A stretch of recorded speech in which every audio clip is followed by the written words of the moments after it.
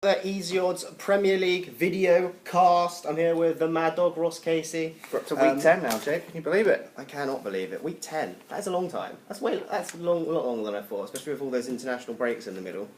It's even longer. Even longer. Obviously, we're going to make some profit in this week 10 Premier League round of fixtures. I was pleased with my my Liverpool and West Brom, both teams to score from last week. Although sadly, for the first time in a long time, we weren't in profit last week. So let's get back on the wagon. And we're going to start with Sunderland against Arsenal. Pretty big game. I mean, it's a big game on both sides of the table, I suppose, already. Absolutely, yeah. Sunderland look like they're going down. Bookies think they're going down. Moyes' favourite in the sack race. If you're into that kind of market, I think he's 11 to 10 favourite now. Yeah, Moyes is going to go again. Moyes has just lost his mind since leaving him. He forgot that referee's name last night. He got sent off last night. That was funny. Other than that, though, what a year for him. Things are going well. Sunderland versus Arsenal. Who are the favourites? Early game, of course, yeah. Sunderland have had an absolutely torrid run in the Premier League. They've failed to win any of their first 9 games. So the visit of Arsenal is not exactly what the doctor ordered at this stage of the season. Can David Moyes mastermind an upset win at Stamford? At the Stadium of Light. They're playing at neutral ground. Neutral ground. Stamford Bridge. The favourites, of course, are Arsenal. The absolute favourites to win this game. 2 to 5 best price. Very, very short price. If you fancy a Gunners win, I'll be having that in an accumulator. That's not that bad. That comes as little surprise as the Gunners are unbeaten away from home this season. They've won 4 of those games, drew 2, including a decent draw at PSG in the Champions League. They also have a magnificent run of 9 games without a loss against the Black Cats. Although Sunderland did manage a 0-0 in this fixture last season. Sunderland, they're yet to win a Premier League fixture, as I've mentioned. The only victories this season have come against lower league opposition in the EFL Cup. Injuries have also taken a toll on their small squad, the likes of Barini being out, Kirchhoff being out, 2 big blows, Manone in goal as well. So they're a massive price to win here at 15 to 2.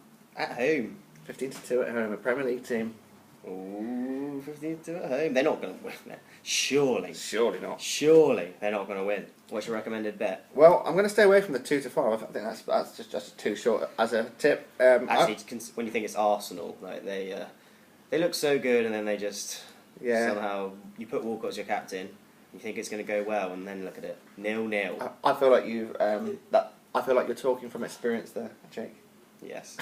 Yes, he is. My recommended our Sunderland v Arsenal tip here is going to be backing Sunderland in the draw half-time double chance market. So to be either drawing or winning at half-time. That's a mouthful. That is a mouthful. What is that? So it's basically double chance, but just for the first half. Ah, okay. Sunderland can take heart from the fact that they've only conceded 4 goals in their last 3 games, proving that whilst results aren't going their way, Moyes is starting to get the defensive side of his game to a better level. Even the 1-0 loss last night against Southampton, the goal was an absolute screamer from Buffal. It's our first ever goal for Southampton. So we say it again, only a 1-0 loss.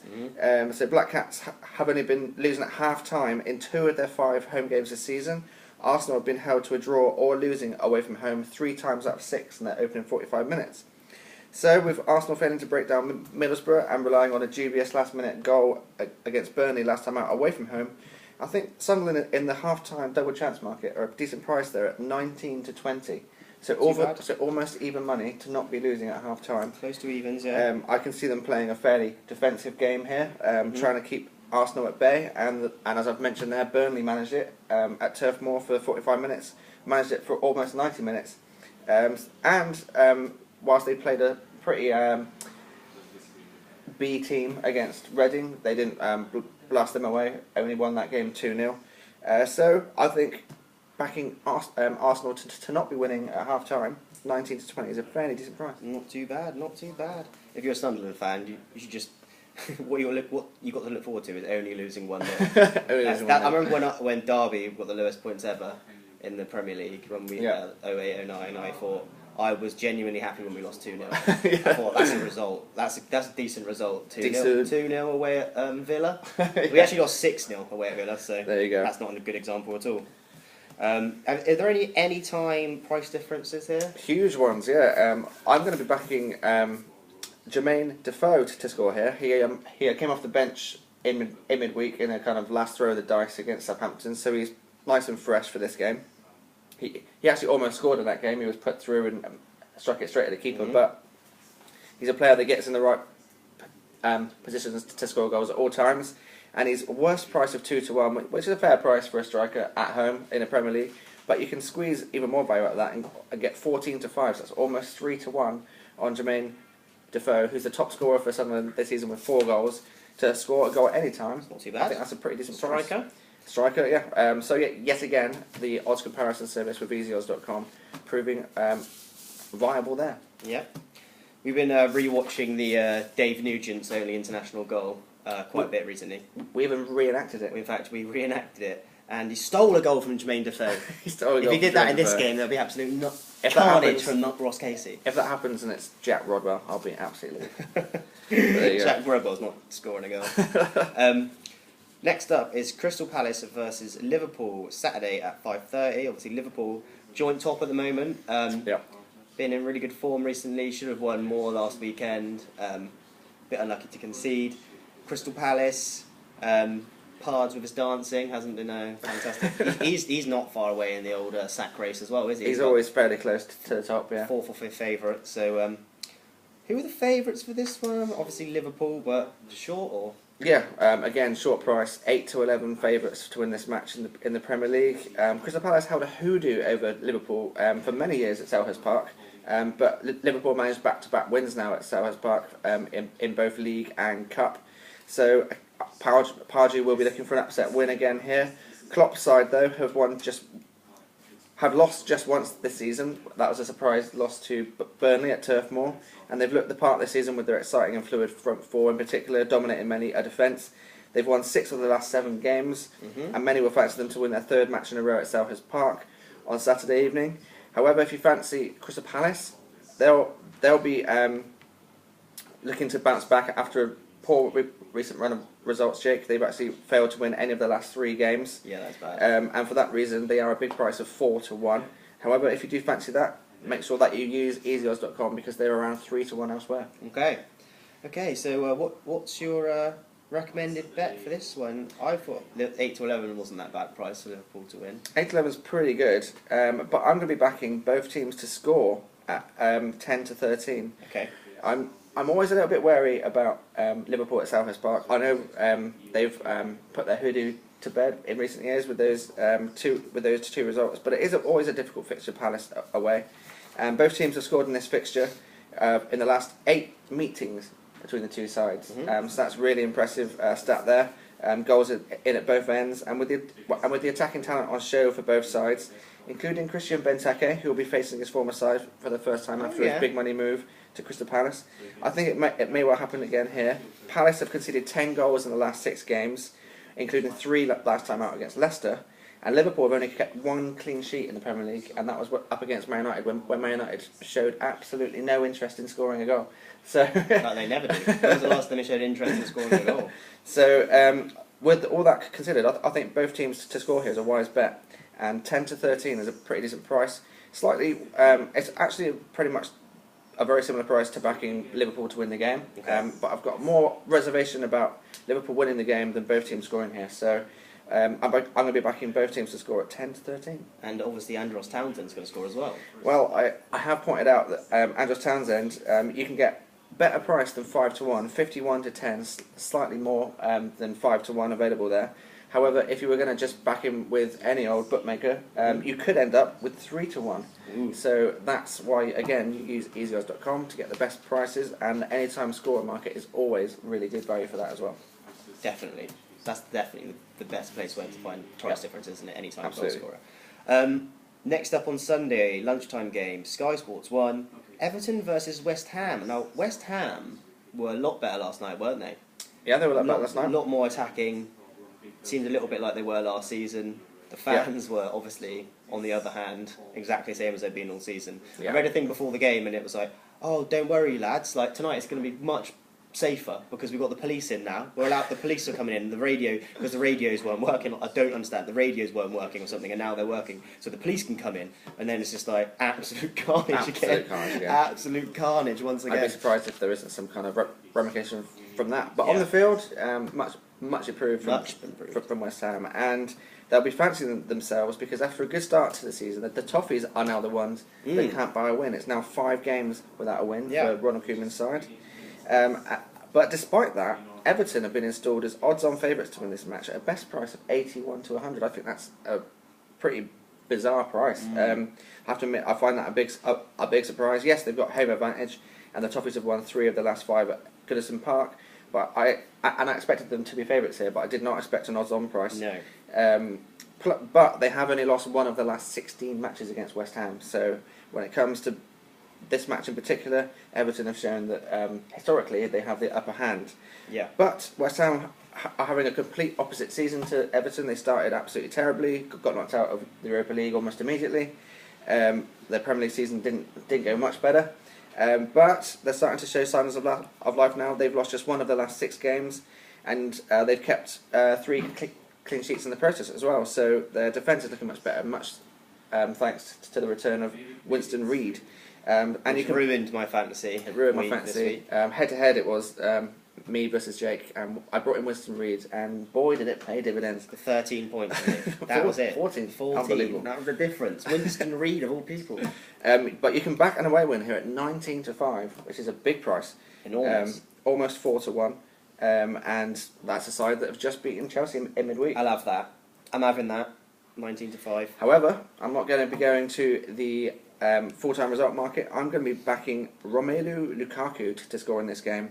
The Belgian international has scored 4 goals for Everton in front of the Sky cameras this season already. He absolutely loves playing against the Hammers as well. He's found the net 8 times in 10 games against West Ham, scoring more against them than any other opponent in the Premier League. West Ham have conceded 12 goals in 6 away games this season, and this looks a great fixture for Lukaku to add to the 9 goals in 11 games that he's grabbed this season, especially against a Hammers team who have played in midweek as well, whereas Everton are already knocked out of the League Cup, so they had a nice rest this midweek. So best price here of 21 to 20, Romelu Lukaku to score at any time, I think is a really good price, especially when you consider it's with Coral.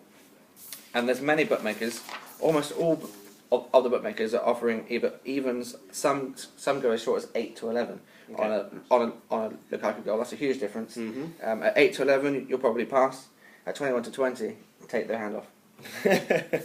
Yeah, 21 to 20. You love a Lukaku anytime goal score. Yep. Hit, it works. Usually comes in. Last game we'll be covering, because you can do the Monday game on Monday, because you just won it, don't you? Yeah. Can't be bothered with it. What was it? Swansea versus Stoke.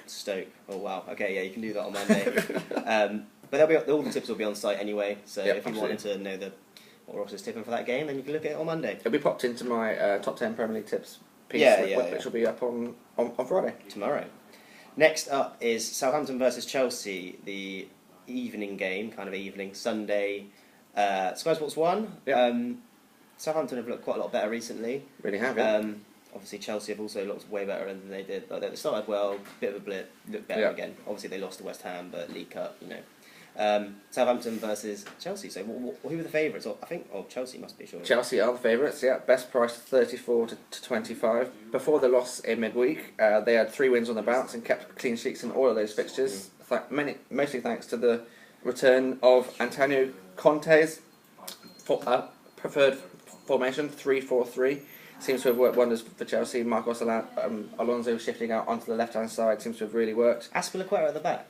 Odd, yeah. But once they get used to it, they're probably going to be pretty good, aren't they? Yep, I'd say so. They also have an excellent record against the Saints. Chelsea have lost just once of their last 8 visits to Southampton in the Premier League. Southampton, though, they're a side who are showing really good form of late. They've lost just 1 of their last 10 games in all competitions, and they're unbeaten at home, winning each of the last 5 on home soil. So you can back a home win, at 23 to 10 here, or back a draw at 12 to 5, which many people will be fancying, especially after the midweek result for Chelsea. Yeah, I think I'll be leaving this game alone, to be honest. Looks like a minefield to me. But what's your recommended bet? I'm going to go for backing no in both teams to score here. I think, despite the statistic that only Liverpool have had more shots this season than Southampton, and Chelsea are actually in third, I actually think one of these teams will keep a clean sheet.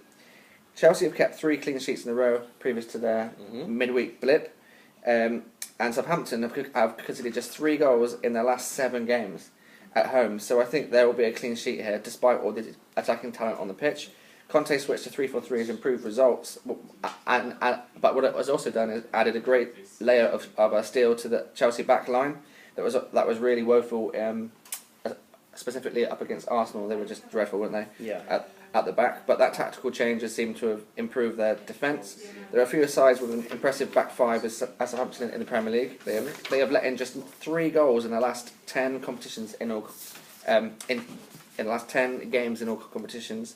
That's a really impressive stat from Southampton. Fraser Forster, another player to think about putting into your fantasy team. It's quite expensive. Well, that's why it keeps clean sheets. But for those reasons, I'm going to be backing a no in both teams to score market. A best price of 23-20. The market tells us that the more favoured here is to back yes, because both teams attack well. Yeah. But I think defences may well be on top here, and at least one team may well keep a clean sheet. 23-20 is available there. That's not too bad. That's not too bad. Maybe. Actually, no, I'm not doing that. I'm not doing that. Is there any anytime goal scorer price differences like? A huge one. David Luiz, who of course comes up for set pieces plenty of times, for corners, and also takes a few free kicks as well. Yep. And he's a worse price of 6-1, and a far better price of 10-1. 10-1. Wow. Yet again, more big value in the anytime goal scorer market with easyodds.com. Make sure that you peruse the market there, and make sure that you get the best possible price. And before I go through my 4 tips, let me just remind you that we have got a deal with the brilliant FanDuel, the fantasy football site, which isn't all about goals and assists. It's based on Opta stats, which is excellent. Yeah. So if you want to get involved with that, you can open up an account and get a £400 deposit bonus, and I think someone's just called up now to get their bonus to open their account on FanDuel. So it's great. FanDuel's actually really good, honestly. I use it. It's good. So £400, not bad, right? Not too bad, yeah. Okay, so let's go through the tips. Let's do it. Sunderland versus Arsenal. That's the first game, isn't it? I always get this wrong. It is, yeah. It is the half-time double chance market, and I'm going to be backing Sunderland there at 19-20. Interesting market. Crystal Palace versus Liverpool. Both teams to score at 10-13. Nice. Everton versus West Ham. It's my man Romelu Lukaku. He'll score. 23. Sorry, he was the best price of 21-20. Southampton versus Chelsea. I'm backing no in the both teams to score market at best price of 23-20. Fraser Forster. Fraser Forster. Fraser Forster to save 18 penalties in one game. That's what I'm betting. So there you have it. That's 4 your tips. ACCA sorted. Send it into your ACCA. Big money bets. I reminded that I found 5 winners in the EFL Cup. Yep. In midweek, including backing West Ham, which not many people were doing, I can't imagine. So I was pretty happy with that, and I managed to back Hull to beat Bristol City, Hull weren't favourites to beat Bristol City. Come on. Really? So, yeah. That is mental. That is mental. And I know that there was a man on Twitter who I put a score on it based on my tip, and I'm very happy that it came in for that, because let's face it, when it doesn't happen, I'm in trouble. Oh God, like me. I'm in horrendous form. Don't listen to my tips, whatever you do. But thanks for watching. Apart from this week. No, yeah, other than this weekend, obviously. Thank you for watching. Remember to subscribe and like the video if you liked it. If you didn't like it, don't do anything, don't dislike it. And if you want to see that David Nugent recreate a goal from me and Jake, ask for it on YouTube and we will put it up. No, okay. It's